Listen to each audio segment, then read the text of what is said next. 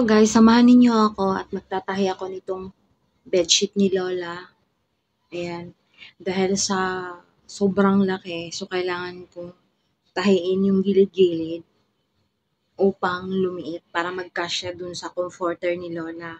Ganito talaga guys kapag yung alaga mong matanda, hindi yung mahilig magpakating dun kung saan kayo bibili. Magtitipid.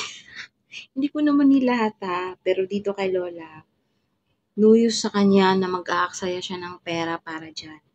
Kasi may inday naman na magtatahi. So, mano-mano guys, tinatahi natin ito. Kagaya ng nakaraan, nung gumawa ako ng punda dun sa maliit niyang unan. So, ngayon naman is itong pang-cover sa blanket. Ay, sa blanket, sa comforter. Parang yung bedsheet nga. So, okay na guys, tapusin ko muna ito at tahi-tahi mood muna tayo. Halos ganito talaga pag matanda, guys.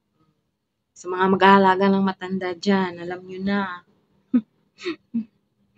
Hindi naman lahat, pero dito lang sa akin.